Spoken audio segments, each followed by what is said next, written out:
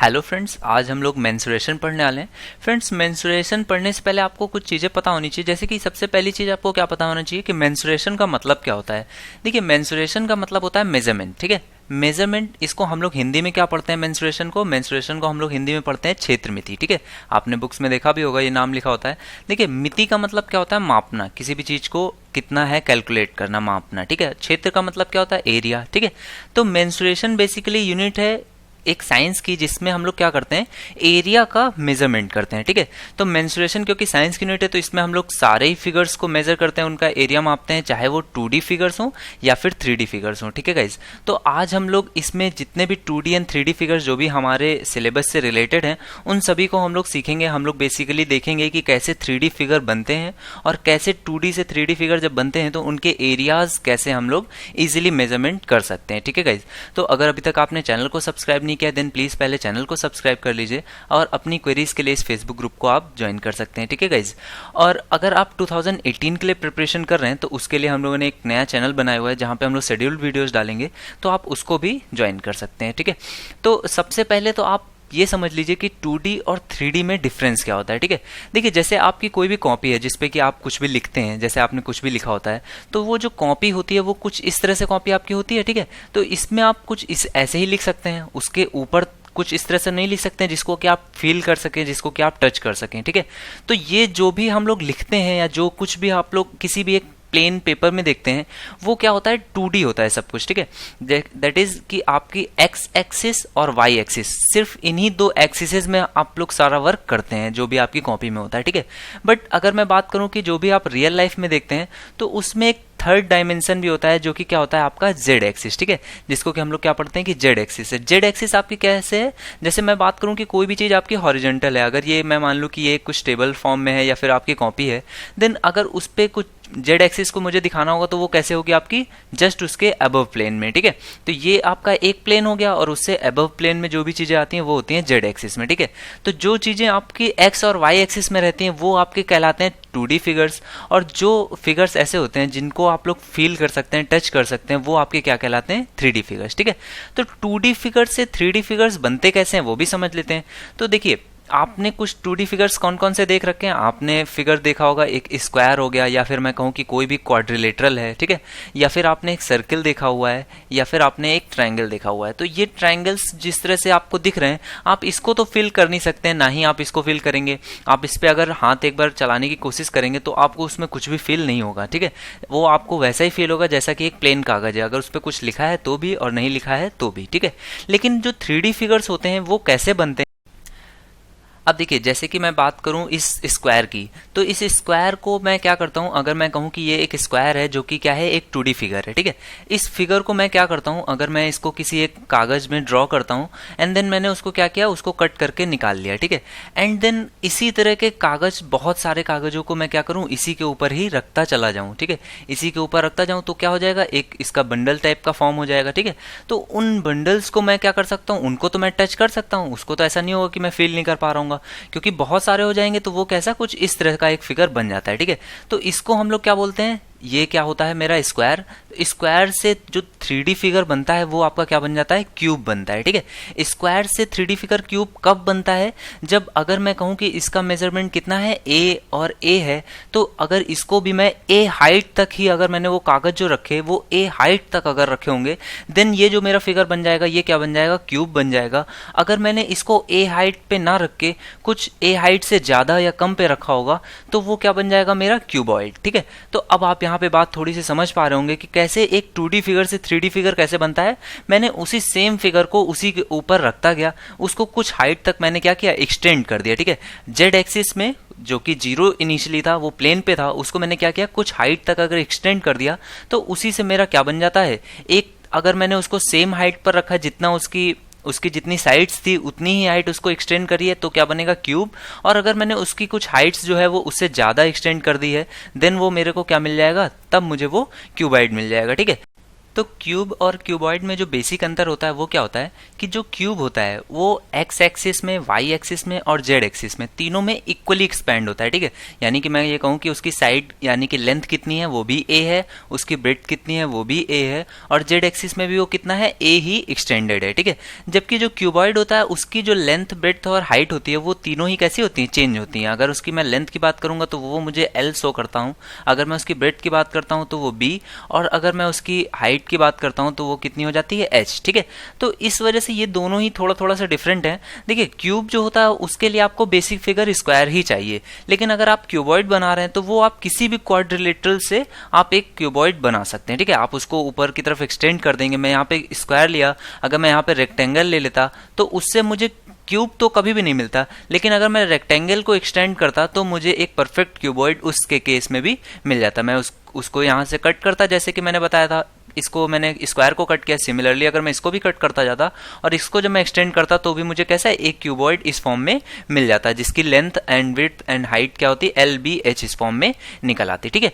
तो देखिए अब ये चीज आपने सीख ली कि कैसे हम लोग एक 2D फिगर से 3D फिगर्स बना सकते हैं। अब बात करते हैं एरिया के मेजरमेंट और अदर मेजरमेंट्स कैसे निकालते हैं, वो भी सीख लेते हैं। तो देखिए इसमें जो आपके बेसिक 3 से 4 टर्म्स जो कि बहुत ज़्यादा पूछे जाते हैं वो क्या होते हैं। सबसे पहला तो आपका वॉल्यूम पूछा जाता है आपसे, वॉल्यूम कैसे निकालते हैं, वॉल्यूम क्या होगा ये पूछा जाता है। उसके बाद आपके एरियाज में देखिए 3 एरियाज होते हैं। एक होता है आपका बेस एरिया, ठीक है। बेस का एरिया क्या है वो आपसे पूछा जाता है कि बेस का एरिया निकालना है। वो आपका सिमिलर होगा, जैसा कि 2D फिगर होगा वैसा ही आपका बेस का एरिया हो जाएगा, ठीक है। तो बेस एरिया आपका बहुत ईजी होगा। उसके बाद आपसे पूछा जाता है curved surface area. Curved surface area कितना हो सकता है ये आपसे पूछा जाता है। और उसके बाद आपसे क्या पूछा जाता है कि आपको बताना होगा टोटल सरफेस एरिया कितना होगा, ठीक है। तो देखिए कर्व्ड सरफेस एरिया और टोटल सरफेस एरिया इनमें क्या कैसे निकालते हैं वो भी समझ लीजिए। देखिए बेस एरिया तो आप समझ गए, जैसे कि मैंने बात करी थी, अगर कोई भी क्यूबॉइड का बेस एरिया पूछेगा तो क्यूबॉइड का बेस एरिया क्या होगा, अगर वो रेक्टेंगल से बना है तो base area l into b हो जाएगा, अगर वो स्क्वायर से बना होगा तो बेस एरिया उसका क्या हो जाएगा, ए स्क्वायर हो जाएगा। तो ये तो आप आसानी से निकाल लेंगे, ठीक है। अब बेसिक क्वेश्चन जो आता है वो क्या पूछा जाता है आपसे कि कर्व्ड सरफेस एरिया कैसे निकालेंगे। तो कर्व्ड सरफेस एरिया के लिए फॉर्मूला क्या होता है, कर्व्ड सरफेस एरिया के लिए आपका फॉर्मूला होता है perimeter multiplied with its height, ठीक है। तो पेरीमीटर जितनी हो उससे मल्टीप्लाई किसको करना होगा, कितनी हाइट तक उस 2D फिगर को एक्सटेंड किया गया, तो इससे आपको क्या मिल जाएगा, उसका कर्व्ड सरफेस एरिया मिल जाएगा, ठीक है। तो कर्व्ड सरफेस एरिया अगर मैं बात करूं रेक्टेंगल के लिए, रेक्टेंगल से अगर मैंने क्यूबॉइड बनाया होगा तो उस क्यूबॉइड की जो सरफेस कर्व्ड सरफेस एरिया अगर कोई पूछेगा तो वो मैं कितनी बताऊंगा, उसका जो पेरीमीटर है जो कि कितना हो जाएगा 2 टाइम्स एल प्लस बी, ये एक रेक्टेंगल का पेरीमीटर होता है, ठीक है। उसको मैं मल्टीप्लाई करूंगा किससे, उसकी हाइट से। तो हाइट कितनी अगर मैं मान लूं एच तक, तो ये क्या आ जाएगा, ये मुझे उसका मिल जाएगा कर्व्ड सरफेस एरिया, ठीक है। अब बात आती है कि अगर टोटल सरफेस एरिया पूछा होगा तो वो कितना होता है, वो होता है आपका curved surface area plus 2 times उसका जो भी बेस एरिया है, ठीक है। देखिए ये चीज अब आपको समझ में भी आ रही होगी, क्योंकि बेस जैसा होगा अगर उसको मैंने उसी फॉर्म में एक्सटेंड किया है ऊपर तक, तो वो कैसा रहेगा, वो उसका जो बेस होगा और जो उसका सबसे अबव पार्ट होगा वो दोनों कैसे होंगे, सिमिलर होंगे। जैसा कि उसका बेस होगा वैसा ही उसका अबव पोर्शन भी होगा, तो ये दोनों सेम होंगे। इस वजह से जब मैं टोटल सरफेस एरिया निकाल रहा हूँ तो टोटल सरफेस एरिया में देखिए चारों उसकी साइड्स आएंगी, जो चारों फेसेस होंगे वो तो आएंगे ही आएंगे, और साथ ही साथ उसका बेस और अबव से जो पोर्शन है दिख रहा होगा वो भी आएगा। तो दोनों क्योंकि सिमिलर होंगे इस वजह से बेस एरिया को मैंने क्या किया हुआ है 2 टाइम्स मल्टीप्लाई कर दिया, ठीक है। तो ये आपके बेसिक 3 फॉर्मूलाज हैं, जिसमें कि आपने क्या सीखा कि बेस एरिया वो 2D फिगर से, कर्व्ड सरफेस एरिया उसकी पेरीमीटर इनटू हाइट, और जो टोटल सरफेस एरिया होता है वो क्या होता है, curved surface area plus 2 times base area, ठीक है। अब इसमें एक थोड़ा सा चेंज जो आता है वो क्या आता है कि कई बार क्या होता है कि जो ऊपर से है वो ओपन अगर हो, ओपन बॉक्स अगर आपसे पूछा जाए कि बॉक्स है वो ओपन है, देन उस केस में आपका टोटल सरफेस एरिया क्या हो जाएगा, तो वहां पर आप क्या करते हैं, बेस एरिया को 2 बार ना मल्टीप्लाई करके कितनी बार करते हैं, 1 बार आप उसको मल्टीप्लाई करते हैं। तो ये आपने तीनों फॉर्मूला सीख लिए। इसके बाद आपका जो फॉर्मूला आता है वो क्या होता है, आपका वॉल्यूम का, ठीक है। तो वॉल्यूम का फॉर्मूला क्या होता है, देखिए वॉल्यूम का फॉर्मूला भी क्या होता है, आपको बेस एरिया निकालना होता है जो भी उसका है फिगर का, और उसको मल्टीप्लाई किससे करना होता है, उसकी हाइट से, ठीक है। तो बेस एरिया को जब उसकी हाइट से आप मल्टीप्लाई करते हैं तो वो कितना आता है आपका, वो आ जाता है आपका वॉल्यूम, ठीक है। तो बेस एरिया अगर मैं बात करूं कि रेक्टेंगल के लिए ही बात करता हूं, रेक्टेंगल से जब क्यूबॉइड बनेगा तो क्यूबॉइड का बेस एरिया कितना हो जाता है, क्यूबॉइड का बेस एरिया कितना होता है, आपका जो क्यूब है वो, सॉरी जो आपका रहा होगा रेक्टेंगल, वो कितना रहा होगा L इंटू बी, और हाइट अगर h तक करी गई होगी तो उसका वॉल्यूम कितना आ जाएगा, उसका वॉल्यूम का फॉर्मूला आ जाएगा LBH। ठीक है, तो देखिए तीनों फॉर्मूलाज आपने निकाले कि वॉल्यूम कितना होता है LBH, आपने कर्व्ड सरफेस एरिया निकाला तो वो कितना आएगा 2 times L plus b multiplied with H, और जो आपका टोटल सरफेस एरिया आया वो कितना आया 2 times L plus b into H, और इसको सम अप किससे किया आपने L इंटू बी से। ठीक है, या फिर यही मैं पूछूं कि सिर्फ बेस एरिया कितना था तो वो कितना था आपका L इंटू बी। तो ये आपने निकाल लिए सारे क्यूबॉइड के लिए। अब मैं बात करता अगर सारे क्यूब के लिए पूछा जाए तो उसमें आपको पता है कि तीनों साइड सेम होंगी, तो क्यूब के लिए जो सारे फॉर्मुलाज होंगे वो कैसे निकल आएंगे, डायरेक्टली निकल आएंगे। वी के लिए क्या है, आप तीनों जगह पे ए पुट कर दीजिए तो ये कितना आ जाएगा ए क्यूब।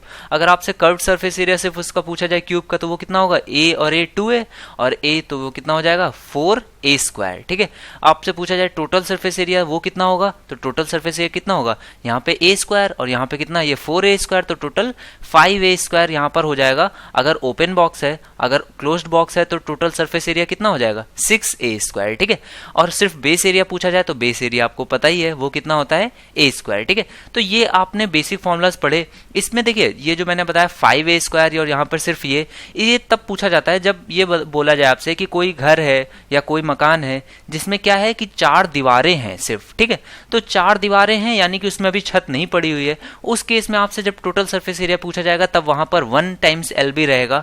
अगर आपसे पूछा जाए कि कोई घर है या कोई घनाभ है जिसपे की छत भी है, ठीक है, तो उस केस में आपका क्या हो जाएगा, यहाँ पर 2 टाइम्स LB और यहाँ पर ये कितना हो जाएगा 6a स्क्वायर। ठीक है, अगर वो क्यूब है then 6a square, otherwise 1 times LB। देखिए इसमें एक और जो फॉर्मूला होता है वो थोड़ा सा आप वो भी सीख लीजिए। इसमें एक और क्या पूछा जाता है, विकर्ण या फिर डायगोनल पूछा जाता है। ठीक है, तो डायगोनल क्या होती है, डायगोनल के लिए फॉर्मूला होता है अंडर रूट में, ये क्यूब एंड क्यूबॉइड के लिए बेसिकली होता है। अंडर रूट में अगर क्यूबॉइड है then L square plus b square plus H square. ठीक है, तो ये वैल्यू आपकी आती है किस केस में, जब क्यूबॉइड है, और अगर आपका डायगोनल पूछा गया वो क्यूब के केस में तो वो कितना हो जाएगा ए स्क्वायर करेंगे तो अंडर रूट में कितना आ जाएगा 3a स्क्वायर, या फिर इसको क्या लिख सकता हूँ a√3। ठीक है, तो ये डायगोनल का भी फॉर्मूला होता है, ये भी आपको पता होना चाहिए। ठीक है गाइस, अब इसके बाद हम लोग पढ़ेंगे प्रिज्म के बारे में। ठीक है, असल में आपको प्रिज्म और पिरामिड दोनों ही आपको किसी भी और फिगर से, जैसे कि अभी आपने क्यूब और क्यूबॉइड पढ़ा, उससे भी आपको पहले पढ़ना चाहिए। तो कोई बात नहीं, आप इसको अभी से समझ लीजिए। देखिए प्रिज्म क्या होता है, असल में जो आपने क्यूब एंड क्यूबॉइड पढ़े वो भी एक प्रिज्म है। ठीक है, देखिए प्रिज्म में होता क्या है कि कोई भी आपका फिगर है वो जैसा भी उसका जैसा बेस है। ठीक है, मैं कहता हूं कि अगर बेस उसका कैसा है, एक ट्रायंगल है, तो अगर मैं उसके बेस को ही एकदम एक्सटेंड करता हुआ ऊपर तक जाऊंगा, ठीक है, यानी कि मैंने जैसे आपको बताया था कि एक कागज में कट करूं एंड उसको उसी तरीके का ही कुछ ऊपर तक रखूं, ठीक है, तो जो ये आकृति मेरी बनेगी ये क्या होगी मेरी, ये हमेशा प्रिज्म होती है। ठीक है, ये आपकी जो आकृति है जिसमें कि आपका जो बेस है और जो आपकी रूफ हो वो कैसी हो, एक जैसी है अगर, ठीक है, एक जैसे दोनों हैं और उनको कैसे स्ट्रेट लाइन से मैच कराया गया हो। ठीक है, जैसे कि ये कैसे, ये स्ट्रेट लाइंस हैं, तो एकदम सेम आकृति को ही मैं कहूं कि एक्सटेंड करते हुए अगर मैं किसी हाइट तक जा रहा हूं, अगर हाइट किसी एच हाइट तक जा रहा हूं, तो ये आकृति हमेशा कैसी होती है, प्रिज्म होती है। ठीक है, तो जो आपका क्यूब था उसमें भी क्या था, जो आपका बेस था वो कैसा था, एक स्क्वायर, या फिर आपका क्यूबॉइड के केस में बात करूं एक रेक्टेंगल था, तो उस रेक्टेंगल को ही मैंने क्या किया था, कुछ हाइट तक ऊपर तक लेके गया था। ठीक है, तो उससे जो मुझे आकृति बनी थी वो कैसी थी आपकी, वो भी एक असल में प्रिज्म होता है। ठीक है, ये सारे आपके क्या है, ये एक प्रिज्म है। तो इसमें मैंने बात करी, अगर मैंने ट्रायंगल लिया तो भी एक प्रिज्म बनता है, या फिर मैंने अगर एक क्यूब या क्यूबॉइड एक स्क्वायर या रेक्टेंगल लिया तो भी मुझे क्यूब या क्यूबॉइड बनता है, जो कि एक प्रिज्म होता है। तो इसी में बात करूं, अगर मुझे एक मैं सर्कल ले लेता हूं, ठीक है, और इस सर्कल को ही मैं थोड़ा सा ऊपर तक एक्सटेंड करता हूं कुछ इस तरह से, तो ये भी मुझे मिलेगा, ये भी मेरा क्या होगा, ये भी एक मेरा प्रिज्म ही होगा। ठीक है, तो प्रिज्म ये भी है, तो ये असल में, लेकिन हम लोग इसको अलग किस नाम से आते हैं, इसको हम लोग सिलेंडर के नाम से भी जानते हैं। ठीक है, क्योंकि इस पे जो क्वेश्चंस आते हैं वो डायरेक्टली सिलेंडर के नाम से पूछे जाते हैं, इस वजह से इसको हम लोग सिलेंडर भी बोलते हैं। डेली यूज में आता है, इस वजह से भी ये सिलेंडर के नाम से ही फेमस है। बट ये भी असल में क्या है, ये भी एक 3D फिगर में प्रिज्म ही है। ठीक है, हर वो आकृति जिसमें आपको बेस और उसके जो रूफ है वो दोनों एक समान दिखें, ठीक है, वो आपका क्या होगा, एक प्रिज्म ही होगा। ठीक है, तो प्रिज्म के केस में आपके सारे जो फॉर्मूलाज होते हैं वो मैंने अभी आपको बताए कि जो आपका वॉल्यूम होता है वो क्या होता है, बेस एरिया इंटू हाइट, जो आपका कर्व्ड सरफेस एरिया होता है वो क्या होता है, पेरीमीटर इंटू, आपको किसे मल्टीप्लाई करना होता है, पेरीमीटर को मल्टीप्लाई करना होता है हाइट से, और आपका जो टोटल सरफेस एरिया होता है वो क्या होता है, आपका base area multiplied with curved surface area. ठीक है, तो ये आपके तीनों फॉर्मूलाज आपके जो मैंने पहले ही बता दिए हैं। तो अब मैं बात करता हूँ सिलेंडर की। तो सिलेंडर के लिए देख लीजिए, जो बेसिक एरिया है उसका बेस का एरिया है वो क्या है आपका, एक सर्किल है। तो सर्किल का बेस एरिया क्या होता है, सर्किल का बेस एरिया होता है पाई आर स्क्वायर। ठीक है, तो पाई आर स्क्वायर होता है, तो इसका वॉल्यूम कितना हो जाएगा, मैं बात कर रहा हूँ अब सिलेंडर की। तो सिलेंडर का वॉल्यूम कितना होगा, वॉल्यूम का फॉर्मूला क्या होता है, बेस एरिया इंटू हाइट, तो पाई आर स्क्वायर। और इसको कितनी हाइट तक, अगर h हाइट तक इसको एक्सटेंड किया हो तो ये क्या हो जाएगा, मल्टीप्लाइड विद h, तो ये क्या आ जाएगा, पाई आर स्क्वायर h। ठीक है, तो ये आपका वॉल्यूम आ जाता है। सिमिलरली अगर आपसे कर्व्ड सरफेस एरिया पूछा जाए तो कर्व्ड सरफेस एरिया क्या होगा, पेरीमीटर। तो आपका इसका पेरीमीटर कितना होता है, 2 पाई आर। ये आपको पता है एक सर्किल के केस में पेरीमीटर कितना होता है, 2 पाई आर। तो इससे जब मैं इसकी मल्टीप्लाई करूंगा हाइट से तो ये कितना आ जाएगा, 2 पाई आर एच। ये आपका सिलेंडर के लिए कर्व्ड सरफेस एरिया होगा। और अगर आपसे टोटल सरफेस एरिया पूछा जाए तो ये कितना होता है, total surface area base area plus curved surface area, और यहाँ पे 2 टाइम्स था, अगर सेम दोनों को इंक्लूड करना है तो ये कितना हो जाएगा, कर्व्ड सरफेस एरिया कितना था, 2 पाई आर एच प्लस जो बेस का एरिया है कितना है, पाई आर स्क्वायर, और उसको 2 टाइम्स मल्टीप्लाई करेंगे तो ये कितना हो जाएगा, 2 पाई आर स्क्वायर। ठीक है, तो टोटल सरफेस एरिया कितना आ जाएगा, मैं 2 पाई आर कॉमन ले सकता हूँ तो ये कितना हो जाएगा, आर प्लस एच। ठीक है, तो ये आपका बेसिक फॉर्मूलाज आपके लिए सिलेंडर के लिए बन गए। सिमिलरली मैं बात करता हूँ अब नेक्स्ट पिरामिड की। तो देखिए पिरामिड में भी आपको कोई बहुत ज़्यादा डिफरेंस नहीं आते हैं, थोड़े से फॉर्मूलाज में वेरिएशन आता है। अब देखिए पिरामिड में और प्रिज्म में जो थोड़ा सा अंतर होता है वो क्या होता है कि जब आपने प्रिज्म पढ़ा था तो प्रिज्म में मैं क्या कर रहा था कि जो भी बेस का एरिया है उसको मैं उसी फॉर्म में कुछ एक्सटेंड करते हुए ऊपर तक ले जा रहा था, तो आपका कुछ आपको प्रिज्म मिल जा रहा था। ठीक है, उसी एरिया को ही मैं ऊपर बढ़ा रहा था। ठीक है, लेकिन जब पिरामिड की हम लोग बात करते हैं तो पिरामिड में हम लोग क्या करते हैं, जो भी आपका बेस का एरिया है, ठीक है, जो भी आपका बेस का एरिया है हम लोग उसको ही पूरा ऊपर नहीं उठाते हैं, उसको क्या करते हैं एक किसी पॉइंट पे मर्ज करते हैं। ठीक है, यानी कि कैसे मर्ज करते हैं कि अगर मैं क्या करूं, हर बार उसका जो एरिया है उसको थोड़ा सा कट करता जाऊं, थोड़ा सा छोटा करता हुआ जाऊं और उसको इसके ऊपर कुछ इस तरह से रखता जाऊं। ठीक है, और छोटा करते करते कैसा हो कि एंड में सिर्फ एक पॉइंट उस पे मिले। ठीक है, तो इस तरह से जब मैं एरिया उसको कट करता जाता हूं और उसको एक्सटेंड करता हूं ऊपर की तरफ, तो कुछ इस तरह से जो आपका एरिया ये साइड्स बनती हैं, ये आपको क्या मिलता है, ये आपका पिरामिड होता है। ठीक है, तो प्रिज्म में क्या है, जो भी आपका बेस का एरिया है उसको आप ऊपर एकदम एक्सटेंड करते हुए चले जाइए जेड डायरेक्शन में, तो आपको प्रिज्म मिल जाएगा। अगर मैं उसके एरिया को थोड़ा सा छोटा हुआ करते हुए चला जाऊं और किसी एक पॉइंट पे मर्ज कर दूं, जो पॉइंट आपके उसके मिड पे होगा वो आपका क्या हो जाएगा, वो आपका पिरामिड हो जाएगा। ठीक है, तो पिरामिड के केस में जो आपके वॉल्यूम्स एंड अदर जो फॉर्मूलाज जो आपने पढ़े थे वो वेरी करते हैं, बहुत ज़्यादा वेरी नहीं करते हैं, उसको भी आप देख लीजिए। देखिए वॉल्यूम का फॉर्मूला उस केस में क्या हो जाता है आपका, पिरामिड के केस में वॉल्यूम होता है 1/3 बेस एरिया, जैसा कि आपने पहले पढ़ा था, मल्टीप्लाइड विथ हाइट। ठीक है, तो कोई भी बहुत ज़्यादा डिफरेंस नहीं आया, वॉल्यूम बस क्या हो गया, 1/3 हो गया। ठीक है, अब बात करते हैं अगर आपकी कर्व्ड सरफेस एरिया की। कर्व्ड सरफेस एरिया इस केस में क्या होता है, देखिए कर्व्ड सरफेस एरिया यहाँ पे थोड़ा सा चेंज हो जाता है। उसमें क्या होता है, आपको मल्टीप्लाई करना होता है हाफ से पेरीमीटर, जो भी बेस का पेरीमीटर है, और यहां पर आपको मल्टीप्लाई करना होता है उसकी स्लैंट हाइट। ठीक है, स्लैंट हाइट क्या होती है, देखिए इसी फिगर में इसको समझ लीजिए। मैं अगर कहूं कि ये ए बी सी और डी है, ठीक है, और ये पॉइंट कैसा है, ओ है। ठीक है, तो ओ पॉइंट से मैंने सी और बी को अलग कर लिया है। ओ पॉइंट मेरा कुछ ऐसे है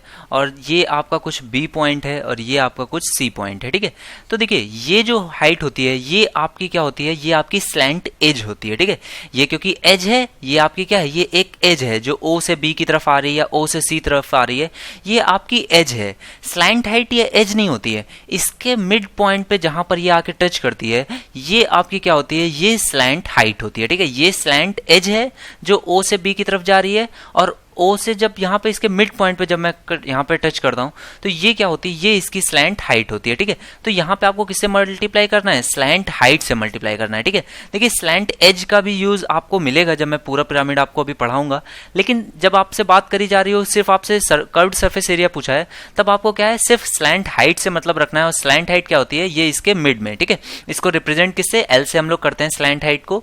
तो आपका कर्व्ड सरफेस एरिया क्या हो जाता है, half multiplied with perimeter multiplied with slant height, Hindi में इसको क्या बोलते हैं, तिर्यक ऊंचाई। ठीक है, तो ये आपकी हो गई। इसके बाद टोटल सरफेस एरिया क्या हो जाएगा, वो आपको पता ही है, कर्व्ड सरफेस एरिया। अब यहां पर एक चिन्ह जो आता है, देखिए जब हम लोग बात कर रहे थे प्रिज्म की, तो वहां पर क्योंकि ऊपर का भी जो एरिया था वो भी सेम था बेस के एरिया जैसा, तो वहां पर हम लोग 2 टाइम्स करते थे, ऐड करते थे बेस एरिया को। लेकिन यहां पर क्या करेंगे, सिर्फ एक बार ऐड करेंगे बेस के एरिया को।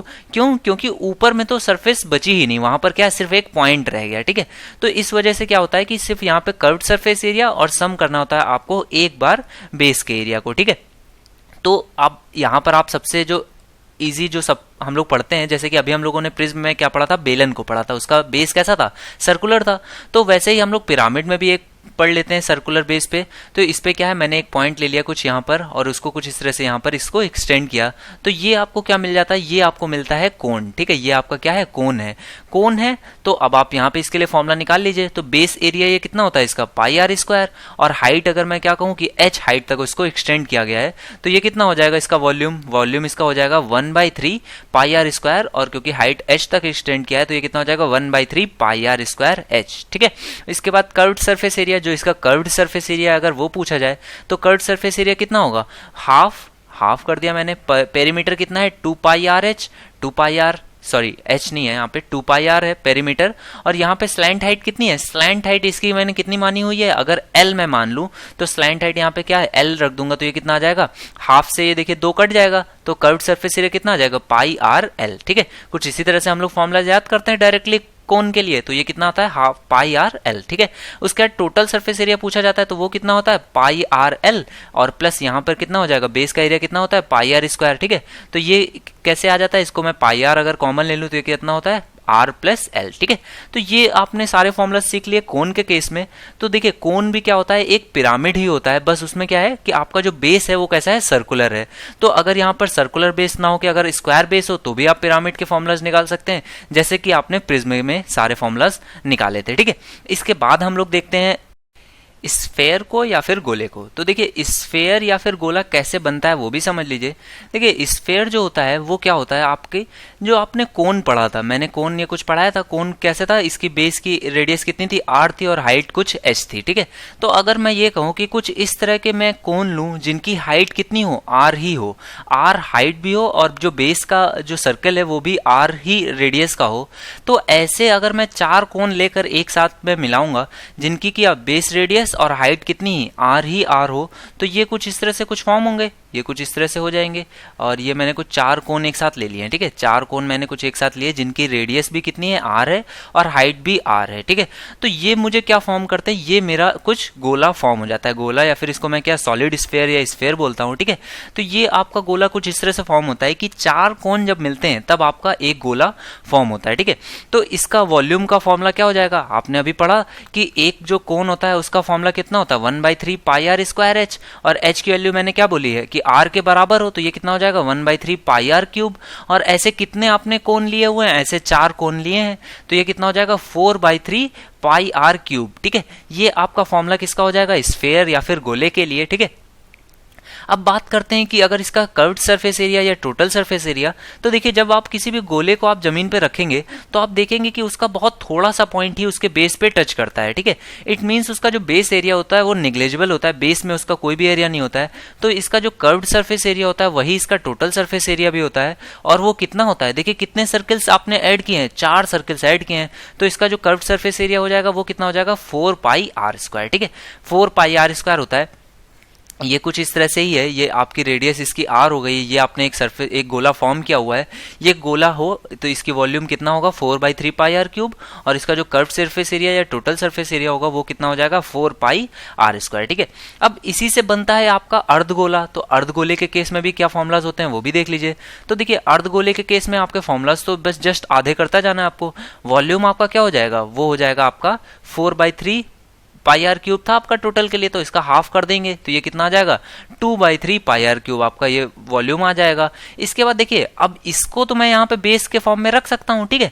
तो अब क्योंकि इसको बेस के फॉर्म में रख सकता हूँ तो इसका कर्व्ड सरफेस एरिया कितना होगा, इसका कर्व्ड सरफेस एरिया तो जस्ट इसका आधा हो जाएगा 2 पाई आर स्क्वायर। लेकिन जब टोटल सरफेस एरिया इसका पूछा जाता है तो वो कितना होता है 2 pi are square, that is आपका कर्व्ड सरफेस एरिया। और उसमें आप सम करते हैं किसको, इसका जो बेस का एरिया होगा, तो बेस का एरिया अब इसको कितना होगा होगा, अब आप इसको अगर ऊपर से देखेंगे तो आपको एक ये बड़ा सा सर्कल दिखेगा जिसकी रेडियस क्या होगी, आर होगी। तो यहाँ पर क्या हो जाएगा आपका पाई आर स्क्वायर एक आपका ऐड हो जाता है। तो टोटल सरफेस एरिया हेमिस्फेयर या फिर अर्धगोले के केस में कितना होता है, 3 पाई आर स्क्वायर, और अगर सिर्फ कर्व सरफेस एरिया पूछा जाए तो वो कितना होता है, 2 पाई आर स्क्वायर। ठीक है गाइज, तो यहाँ पे आपने अर्धगोले के लिए वॉल्यूम, उसका कर्व्ड सरफेस एरिया और टोटल सरफेस एरिया सीखा। अगर कंप्लीट स्फीयर था तो उस केस में भी आपने सीखा टोटल वॉल्यूम और उसका कर्व्ड सरफेस एरिया और टोटल सरफेस एरिया, जो कि क्या होते हैं, आपस में बराबर होते हैं। ठीक है गाइज, अब इसी के अंदर में इसमें पूछा जाता है एक सेल के बारे में। देखिए सेल क्या होता है, वो हॉलो स्फीयर होता है। ठीक है, तो हॉलो स्फीयर के केस में आपसे अगर पूछा जाए कभी भी कि उस केस में आपका वॉल्यूम क्या होगा, तो अगर मैं कहूं कि बाहर की रेडियस कितनी कैपिटल आर है और इस अंदर की रेडियस स्मॉल आर है, तो उस केस में आपका फॉर्मूला कितना हो जाएगा, 4/3 पाई आर क्यूब, बाहर की रेडियस माइनस में आप इनसाइड वाला घटा दीजिए, वो कितना हो जाएगा, 4/3 स्मॉल आर क्यूब। ठीक है, ये तो आपका वॉल्यूम का फॉर्मूला हो गया। अगर आपसे उसमें आपसे वो सरफेस एरिया पूछता है तो वो भी आपका दोनों कर्व या टोटल सेम ही होता है। वो कितना होता है, देखिए कर्व सरफेस एरिया में आपको अंदर का भी ऐड करना होता है और बाहर का भी। ठीक है, तो वो कितना हो जाएगा, 4 पाई आर स्क्वायर, दैट इज बाहर का, और आपको आर स्क्वायर अंदर का ऐड करना होगा। ठीक है, तो ये आपके फॉर्मूलाज होते हैं सेल, स्फेरिकल सेल के केस में पूछा जाता है। स्फेरिकल सेल आपको अगर दोनों रेडियस गिवन है तो आप समझ जाइए कि वो सेल है, या फिर इसको हम लोग क्या हॉलो स्फीयर भी बोल सकते हैं। ठीक है, तो ये आपने सीख लिया हॉलो स्फेरिकल सेल या फिर आपकी हॉलो स्फेयर के केस में। अब इसके बाद जो इसमें थोड़ा सा हायर लेवल में जो फिगर्स बनते हैं वो आपके क्या बनते हैं, एक आपका बनता है टेट्राहेड्रल। ठीक है, टेट्राहेड्रल में कई लोगों को प्रॉब्लम आती है, तो टेट्राहेड्रल आप समझ लीजिए, टेट्राहेड्रल कुछ भी नहीं है, एक आपका पिरामिड ही होता है। पिरामिड ही होता है, बस उसमें डिफरेंस क्या है, जो आपका पिरामिड है वो एक इक्विलेटरल, आपका जो इक्विलेटरल ट्रायंगल होता है इस पे मैं पिरामिड बनाऊं और कुछ इस तरह से इस पे पिरामिड बनाऊं कि जो इससे जो मैं कहूं कि ये पॉइंट पर इसको मैच करना है, तो ये, या फिर कुछ इस जगह पर बना देता हूं जिसको आप इसको थोड़ा सा इमेजिन कर लीजिए कि ये कोई पॉइंट इसके मिड के जस्ट अबव पर है। ठीक है, ये पॉइंट इसके कुछ मिड पे अबव पर है, और ये जो तीनों साइड्स, इसकी तीनों साइड जो बनेंगी, एक जो साइड यहाँ पर ये वाली होगी, एक कुछ इसी तरह से यहाँ पर ये मैच कर रही होगी, एक जो साइड यहाँ पर जो फेस जो बनेगा जो इस जगह पर होगा, जो फेस इस जगह पर होगा, और एक जो फेस इस जगह पर बन रहा होगा। ठीक है, तो ये तीनों जो फेस बनते हैं ये भी एक ट्राइंगल ही फॉर्म हो रहे होंगे। ये तीनों ट्राइंगल्स भी कैसे होते हैं, वो भी इक्विलेटरल ट्रायंगल ही होते हैं। ठीक है, तो इस तरह से कुछ 4 इक्विलेटरल ट्रायंगल होते हैं, जो कि 3 आपको 3 डायमेंशन में होते हैं और एक आपका जो बेस वाला। ऐसे 4 इक्विलेटरल ट्रायंगल्स जब आपके मैच होके बनते हैं तो वो आपका क्या होता है, टेट्राहेड्रल होता है। ठीक है, तो टेट्राहेड्रल के केस में भी आपके जो फॉर्मूलाज होते हैं वो भी एकदम सेम रहते हैं। सबसे बड़ी प्रॉब्लम जो आती है आपको इक्विलेटरल ट्रायंगल में पिरामिड में निकालने में, देखिए बेसिक फॉर्मूलाज क्या थे आपके कि 1/3 बेस एरिया और इनटू क्या कर देता हूं मैं, हाइट, तो ये आपका निकाल आता वॉल्यूम। अगर आपसे कोई पूछता कर्व्ड सरफेस एरिया तो वो कितना होता है, half multiplied with perimeter multiplied with जो भी आपकी इसकी क्या है, स्लैंट, आपकी हाइट निकाल लीजिए, तो स्लैंट हाइट निकाल आती है, वो मेरा हो जाता है आपका कर्व्ड सरफेस एरिया। और टोटल सरफेस एरिया में मैं क्या करता, बेस एरिया जो भी उसका होगा इक्विलेटरल ट्रायंगल का वो मैं ऐड कर देता, जो भी इसका कर्व्ड सरफेस एरिया आता। तो देखिए इसमें जो प्रॉब्लम आती है टेट्राहेड्रल में वो क्या आती है कि आपको क्या निकालना होता है, इसकी हाइट। ठीक है, हाइट निकालने में सबसे बड़ी प्रॉब्लम आती है। दूसरी प्रॉब्लम क्या आती है आपकी, स्लैंट हाइट उसकी निकालने में। तो देखिए एक इक्विलेटरल ट्रायंगल के केस में आपको पता है कि उसकी हाइट कितनी होती है। एक इक्विलेटरल ट्रायंगल के केस में जो इसकी ये हाइट होती है ये कितनी होती है, h अगर मैं इसको बोलूं तो ये कितनी होती है, आपको पता है कि ये कितनी होती है, a√3/2। ठीक है, और आपको ये पता है कि जो सेंट्रॉइड होता है वो सेंट्रॉइड इसके किस पॉइंट से होता है, ये आपका 2:1 में होता है। तो इतनी हाइट अगर मैं से कोई पूछे तो ये कितनी हो जाएगी, 2/3, और ये कितनी होगी, 1/3। तो देखिए आपको ये पता है क्योंकि ये तीनों जो ट्रायंगल्स हैं ये भी कैसे हैं, इक्विलेटरल ट्रायंगल हैं, तो इसकी ये भी जो हाइट होगी वो कितनी होगी, वो भी a होगी और ये भी a है। ठीक है, तो अगर मुझे ये पता चल जाए कि ये डिस्टेंस कितनी है, और क्योंकि ये जो है ये उससे परपेंडिकुलर हाइट है, ये आपकी कैसी परपेंडिकुलर हाइट होती है जो उसकी हाइट होती है, तो ये 90 डिग्री है, तो ये आप उसके लिए क्या हो जाएगा, ये हाइपोटेन्यूस हो जाएगा। और ये अगर मैं किसी तरह से निकाल लूं तो मैं उसको घटा करके क्या निकाल सकता हूं कि कितनी उसकी हाइट, परपेंडिकुलर हाइट जो है वो मैं यहाँ पर निकाल सकता हूँ। ठीक है, तो ये मुझे पता है a, तो इसके लिए मैं ये निकाल सकता हूँ। तो देखिए ये कितनी हो जाएगी, अगर मुझे ये टोटल इसकी एक ट्राइंगल के केस में हाइट पता होती है, ये कितनी होती है, ये टोटल होती है a√3/2 इक्विलेटरल ट्रायंगल के केस में। तो 2 वाला रेशियो अगर मैं निकालूंगा, अगर टोटल 3 है तो ये कितना हो जाएगा 2/3 हो जाएगा, ठीक है। तो इससे ये वाली हाइट मुझे पता चल गई, ये कितनी हो जाएगी 2 से ये 2 कट गया, और ये हाइट मुझे कितनी पता चल गई a/√3, ठीक है। तो ये मुझे पता चल गया। अब इस चीज को मैं यहाँ पे कुछ बना देता हूँ। अगर मैं सेंट्रॉइड कहूँ कि ये g है, क्योंकि देखिए ये जो मिड पॉइंट होता है उसका सेंट्रॉइड ही होता है, तो सेंट्रॉइड के ऊपर ही वो हाइट गिवन है। तो इस g को मैं कुछ इस तरह से बना देता हूँ कि ये यहाँ पर g है, ये जो परपेंडिकुलर हाइट है जो कि इस क्वेश्चन में यहाँ पर h ये जो यूज हुई है ये h है, और इस पॉइंट से उस जो बेस वाला ट्रायंगल है वो कुछ यहाँ पर कुछ a पॉइंट पर है, ठीक है। तो a पॉइंट हो गया, तो g से a की डिस्टेंस मैंने निकाल ली, वो कितनी आ गई a/√3, ठीक है। और क्योंकि वो सारे जो साइड्स हैं वो स्लैंट एजेस जितनी होंगी वो सारी a हाइट की होंगी, तो ये a हो गई। तो यहाँ पे a√3 पता है, तो ये कितना आ जाएगा आपका, यहाँ से आप h निकाल लेंगे तो h की वैल्यू कितनी आ जाएगी, h की वैल्यू कितनी होगी a² माइनस a/√3 इसका होल स्क्वायर, ठीक है। तो ये कितना आ जाएगा a² माइनस a²/3, तो ये कितना आ जाएगा, यहाँ पे h² की वैल्यू होगी, h² की वैल्यू कितनी होगी a² माइनस a²/√3, तो स्क्वायर होगा, तो a²/3, तो ये कितना हो जाएगा 2a²/3, ठीक है।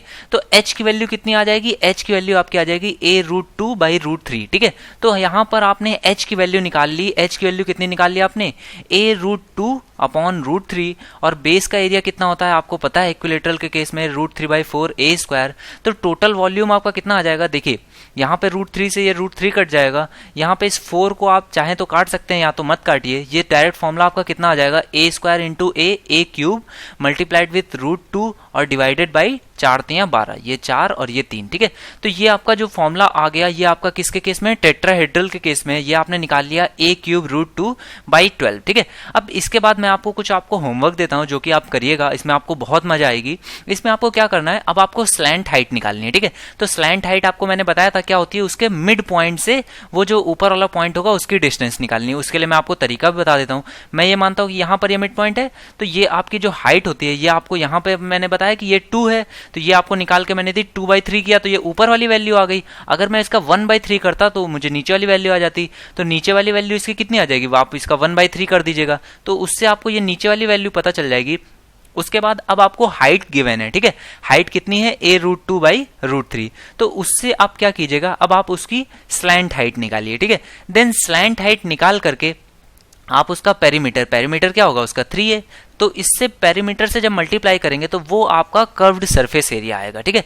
तो आप इसका कर्व्ड सरफेस एरिया निकाल करके आप उसको मुझे कमेंट कीजिएगा, इससे मुझे पता चल जाएगा कि आपको ये चीज समझ में आई या फिर नहीं आई, ठीक है। तो यहाँ पे आप इस तरह से टेट्राहेड्रल के केस में भी सारे फॉर्मुलाज निकाल लेंगे। एक बार अगर आपने कर्व्ड सरफेस एरिया निकाल लिया, देन आप बेस के एरिया को भी उसमें सम कर देंगे तो आपको टोटल सरफेस एरिया निकल आएगा, ठीक है गाइज। तो यहाँ पर हम लोगों ने आज टेट्राहेड्रल और पिरामिड और प्रिज्म से रिलेटेड कुछ बेसिक कॉन्सेप्ट्स को सीखा।